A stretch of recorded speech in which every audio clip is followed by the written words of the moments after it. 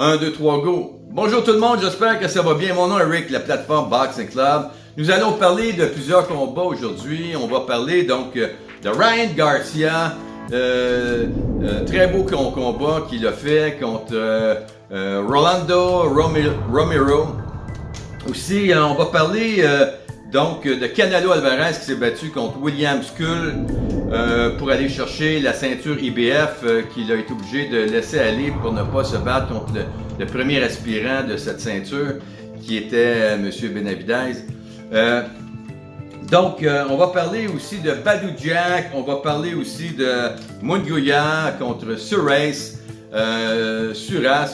qui est un combattant qui vient de Marseille, de la ville de Marseille en France. Très bon combattant. Il ne m'a pas déçu non plus contre Munguia. Il était fort quand même, mais il a manqué de coups au corps. Il n'a pas été très présent au corps. Et puis, il était souvent en mode reculon contre Munguia, qui lui a été prodigieux avec des solides coups au corps. Il a attaqué au corps. On sait qu'il s'entraîne avec Eddie Reynoso, qui est l'entraîneur de Canelo Alvarez. Pour eux, ils privilégient le corps au reste du corps et c'est très bien ici. On sait que pour vaincre un combattant qui est même plus fort que soi, il faut viser le corps, on n'a pas le choix. Et même un grand combattant qui est beaucoup plus grand que soi, il faut viser au corps. On a la chance d'avoir un grand bonhomme devant nous, donc il faut viser le corps si on veut gagner facilement, ou des fois c'est pas facilement, mais de gagner donc le combat fan de boxe. Donc, et on va parler aussi vers la fin de Canelo Crawford, ce fameux combat qui va avoir lieu en septembre. Ça a été confirmé hier, j'ai vu passer la date. Donc, et puis on va parler aussi d'un autre combat qui pourrait avoir lieu prochainement. Le prochain combat après Crawford, ça pourrait être aussi donc Chris Eubank Jr. Donc dans les médias on en parle beaucoup, donc ça serait un combat très payant. Chris Eubank Jr. très connu et puis aussi très connu en Angleterre avec beaucoup de gens en Angleterre qui aiment la boxe, qui aimeraient voir ce combat-là. Donc et voilà, fans de boxe. Donc nous allons débuter cet entretien de boxe avec donc Ryan Garcia, un combat qui s'est passé vendredi. Donc le 2 mai, je crois. Un beau combat, mais qui a déçu plusieurs. Ça m'a déçu un peu aussi de voir Ryan reculer comme il l'a fait. On dirait que, je sais pas, mais j'ai l'impression qu'il manque de confiance en lui. Ça fait 1 an qu'il ne s'est pas battu. Il s'est passé plein de choses avec lui après le combat contre David Haney. Vous savez qu'il a mis KO David Haney, le grand champion. Mais cette fois-ci, contre Rolly Romero, ça n'a pas été la même chose. Il s'est fait surprendre au 2e round avec 2 crochets de gauche qu'il a mis au plancher. Et après ça, il n'a plus été le même. Il n'a pas essayé d'attaquer. Et il a été en mode défensif tout le long. Et puis, quasiment pas donné de coups à son adversaire. On ne sait pas ce qui s'est passé. Il n'allait pas bien. C'est sûr qu'il n'allait pas bien durant ce combat-là. Il y a de quoi qui nous a échappé. Parce que Ryan, c'est un fonceur. Aussi, on l'a vu se battre contre Tank Davis. Il était très fort contre Tank Davis. En attaque, souvent, oui, il s'est fait surprendre et il a perdu le combat, malheureusement, d'un prodigieux coup au foie. Mais regardez, il a quand même bien fait durant ce combat-là. Fonceur. N'avait pas peur de Tank Davis. Imaginez-vous donc, il n'avait pas peur de Tank Davis. Il n'avait pas peur non plus de David Haney. Et là, tout d'un coup, avec 1 an d'inactivité, vous savez, il s'est passé plein de choses. Test antidopage. Un infime partie donc d'une substance interdite qui a été trouvée donc dans son sang. Et il a eu 1 an donc de suspension. Il a été poursuivi. Donc, plein de trucs qui ont fait que peut-être qu'il a été un peu absent aussi, donc probablement aussi qu'il a été absent de l'entraînement. Il y avait beaucoup de choses à faire. pour se défendre. Donc en cours aussi, ça demande énormément psychologiquement. Ce n'est pas facile. Sa relation aussi avec Oscar de la Hoya, qui est toujours donc dans les brancards, toujours difficile entre les deux, la communication, je crois. Donc pas facile pour lui. Donc le combat qui se passe au Central Park, donc à New York, avec Turki Al-Ashik qui est toujours là, Turki Al-Ashik. On s'attendait à une victoire et tous les gens donc au niveau des odds disaient que Ryan était le grand favori. Il a perdu ce combat-là par décision unanime des juges. Un gros revirement de situation. Personne ne s'attendait à ça. On pensait que Ryan était pour gagner donc cette fameuse ceinture. Et puis non, il n'a pas réussi donc un exploit en fait. Il est toujours donc le roi sans couronne, à la recherche de sa couronne. Est-ce qu'il va réussir à devenir champion du monde? Est-ce qu'il va réussir à aller chercher cette fameuse ceinture-là, peu importe laquelle, peu importe la catégorie? Donc, ce n'est pas facile pour lui. Il est souvent en mode reculons dans sa carrière.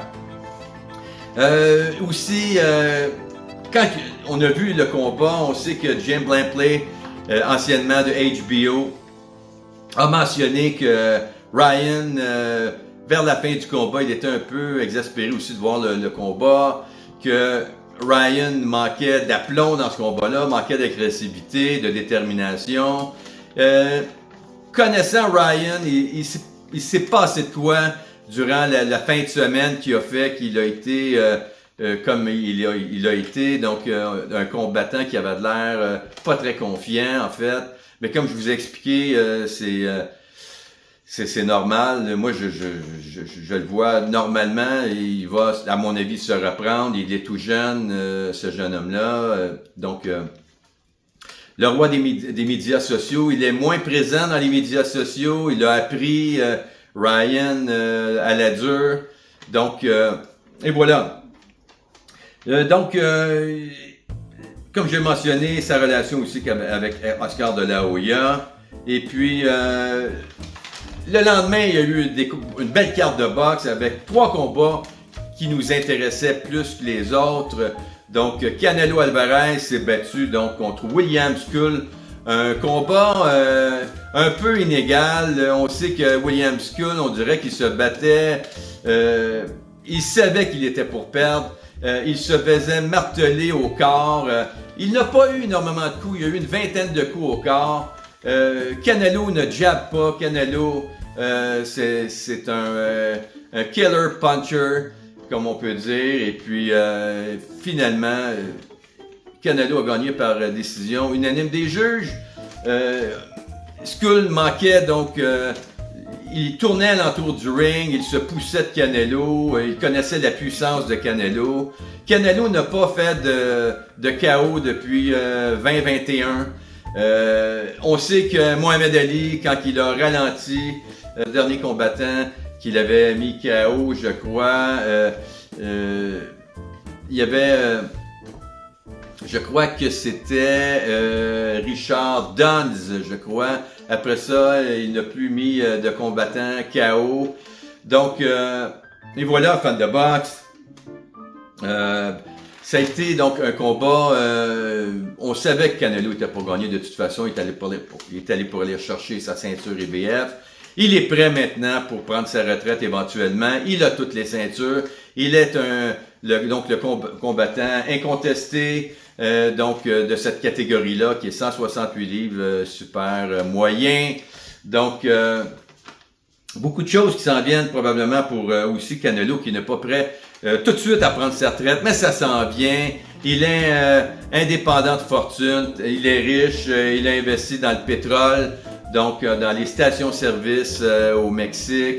On sait qu'il y a beaucoup de commanditaires qui tournent alentour de lui. Donc, il n'a pas de problème à ce niveau-là. Il s'est maintenu donc au sommet en évitant David Benavidez. David qui s'est dit, regardez, je perds mon temps, je change de catégorie, je m'en vais dans le 175 livres. Et donc, il a bien fait dans les 175 livres. Il étonne dans les 175 livres. Il est quand même gros, c'est un gros bonhomme. Je crois il mesure 6 et 1.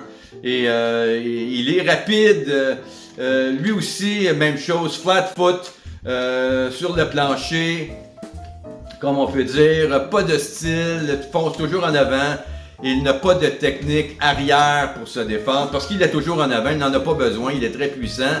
Il a un menton d'acier, Benavidez. Donc, et voilà, il gagne tous ses combats donc par KO ou presque. Il n'a pas perdu, il n'a pas gagné contre Monsieur Caleb Plant par KO. Caleb Plant, encore une fois, qui l'a très bien fait. Et moi, j'ai toujours pensé que Caleb Plant avait gagné ce combat-là parce qu'il a gagné facilement les 7 premiers rounds. Il a perdu, à mon avis, les 4 derniers rounds. Mais il a quand même gagné donc la majorité des rounds. Mais on sait que c'est important de finir fort un combat. Donc, même si on a bien fait durant les 7 premiers rounds, les juges, eux, regardent la fin du combat. Oui, ils notent le combat, ils notent les rounds. Mais la fin du combat est très important et donc Caleb a perdu par décision, donc unanime des juges, je crois. Il y avait-tu le majoritaire là-dessus? Il faut que je revienne là-dessus, je vais vous le marquer en bas de l'écran. En fait, mais je crois qu'il a perdu par décision unanime des juges. Un très beau combat que j'ai adoré. J'adore voir Caleb Plant se battre, j'aime son style. Il se bat, il est facilement capable de se battre à reculons, comme en fonçant aussi vers son adversaire. Il a des uppercuts extraordinaires, des crochets extraordinaires. Il a un beau timing sur le ring, un beau IQ ring aussi. C'est quelqu'un que j'aime énormément, une belle personne aussi. Donc, et voilà, fan de boxe. Badou Jack aussi qui s'est battu, donc un beau combat. Il a gagné donc par décision unanime, décision pas unanime pour Badou Jack, décision je crois majoritaire pour Badou Jack. Donc et voilà, Turki Al-Ashik toujours là, il fait tellement du bien à la boxe mondiale, Turki Al-Ashik. C'est extraordinaire, il met beaucoup d'argent, beaucoup d'entrain donc dans ses cartes de boxe, les meilleures cartes de boxe au monde, ça c'est clair. C'est facile d'attirer les bons boxeurs quand on offre beaucoup d'argent. Donc, et voilà. Et on sait que Canelo va se battre contre Terence Crawford prochainement, donc en septembre. La date est tombée dernièrement, hier on a eu la date, on est présentement donc mercredi. Et puis, on sait aussi que Canelo, éventuellement, après son combat contre Crawford, pourrait combattre Chris Eubank Jr., qui est un gros morceau dans les 168 livres. Il s'est battu dernièrement dans les 168 livres. Il avait l'air fatigué, il avait l'air, comment je pourrais vous dire, vidé, mais avec toute l'énergie du désespoir. Il a gagné ce combat-là contre Monsieur Ben. Donc, un combat qui était, comment je pourrais vous dire ça, intense. De la Hoya a dit que si jamais il y avait un deuxième combat qui était pour se faire entre les deux, que c'était pour finir la carrière des deux combattants, fans de boxe, tellement que le combat a été violent. C'était incroyable comment ça a été violent comme combat, serré aussi, très serré, très violent comme combat. Donc, et voilà, c'est à peu près tout ce que j'ai à dire présentement. J'espère que vous allez passer un bel été. On est rendu au mois de mai. Très belle journée. Ça fait du bien. Les gazons commencent à pousser. C'est vraiment extraordinaire. Donc, faites attention à vous, fans de boxe. Mon nom est Rick de la plateforme Boxing Club qui vous souhaite donc une belle journée, une belle semaine et au prochain combat de boxe, fans de boxe. Merci, au revoir.